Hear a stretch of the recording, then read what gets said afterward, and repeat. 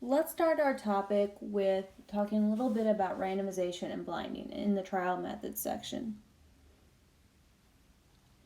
Among the many parts of what we talk about today, there's nothing that is more central to a randomized controlled trial than first having randomization.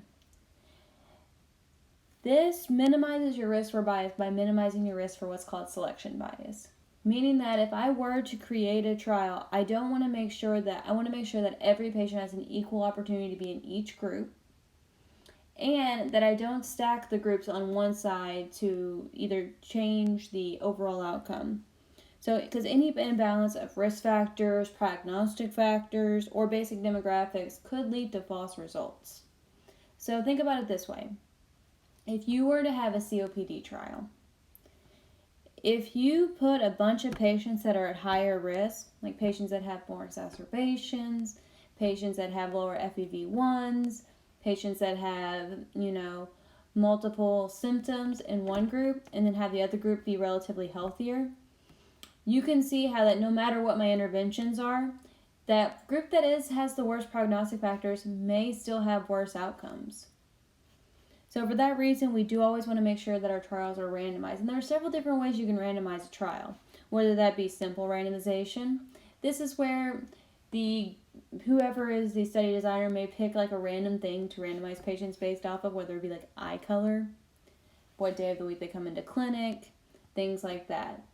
Though this works for small trials, for larger trials it could cause some issues. For that reason, what's best is to have what's called a stratification system, where you are stratifying patients based off of those prognostic and risk factors we were talking about before. So you may see that in many trials they talk about how patients were randomized and then stratified based off of things like their overall risk for exacerbations, if we're talking about COPD. If it's pain management, they may be risk stratified based off of their opioid naivete, things like that. You can also have what's called block randomization. This is just to ensure that both groups are similar in the number of patients. What is best practices, though, is for this to be central, where that it's either computer generated and central and that there is no effect by study personnel. This comes into what's called the allocation concealment, meaning that, and this is actually also a part of blinding, where the people who are designing and the investigators of the trial don't know which group the patients are going to be in.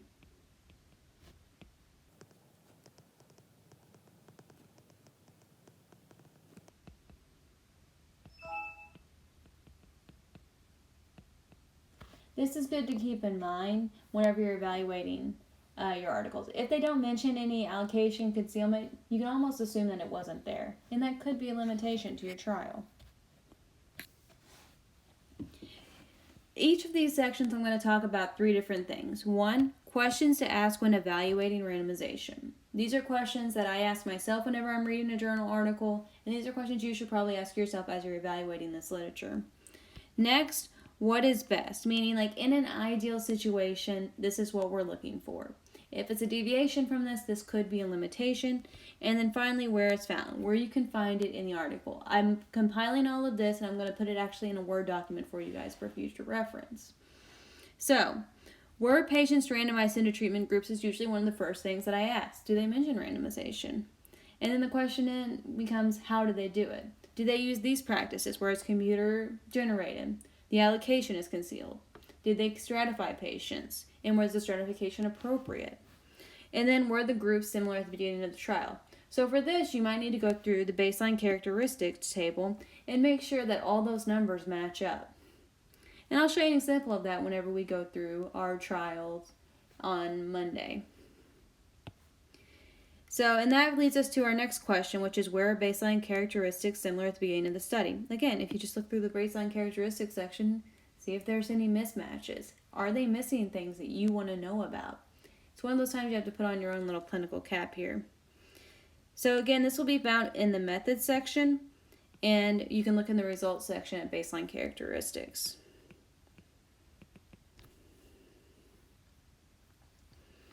Our next part is blinding, also can be called masking. This will help reduce biases by other influences, and I'm going to list some of those later, but it's things like attrition bias, having the Hawthorne effect, having biases based off of the measurements that we're doing, things like that. This is a technique where subjects and investigators are unaware of which group they've been put into. So there are many different types. One would be open label. That means that everybody knows which group patients are in. Now, if you do have a trial that's an open label trial, do not fret too much, because the thing is that this could be not a limitation if you're using objective outcomes, and we can talk about that here in a minute. Single blind means that one group is unaware. So whether that be the patients or the providers are unaware of which group the patients are put into. Double blind means both the group of the provider and the patients are unaware. So usually this is the standard of practice, and this is what we look for. Now, one little definition that you might run across whenever you're evaluating literature is what's called double dummy studies. It's kind of a funny term, but what double dummy simply means is that whenever they are doing the trial, so let's say we have Group A and Group B. Group A may be given drug 1. Now, in a normal trial, we could give Group B a placebo that looks just like drug 1. However, what if drug 1 is being compared to something like an inhaler? There are a lot of COPD trials where you compare inhalers to pills. Well, obviously, if I gave them drug 1 or an inhaler, they're going to know which group they're in. So this is where this double dummy side comes in. So what they'll do is they'll give patients in Group A drug 1 and a placebo of the device, like an inhaler. Or, for example, if it's a diabetes trial, it could be things like injections. And then in Group 2, they will give a placebo drug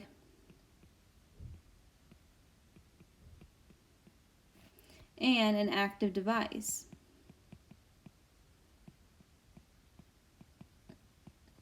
This is what's known as a double dummy study, because you'll see here that there are 2 different placebos being given.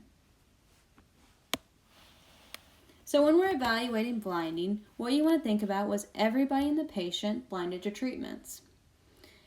What is best is that you would have double-blinded studies, or concealed allocation, which also plays a role here. Now, if the outcome is objective in nature, meaning that if your outcome is something like MIs, or strokes, or even a COPD exacerbation, this is a more objective outcome. So let's just do an example here.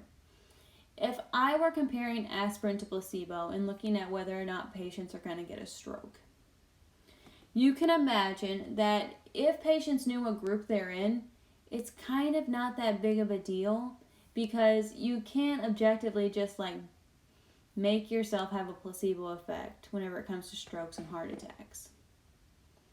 However, if I were doing a trial that's open label, that's doing something that's more subjective, like pain management, you can only imagine that if I compared opioids to NSAIDs and patients knew what groups they were in, that would actually be quite a limitation.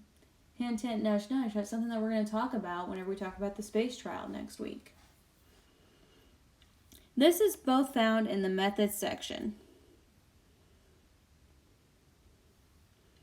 Here's a little chart that also reminds you of how each of these biases play a role and how we overcome them with allocation, concealment, blinding, randomization.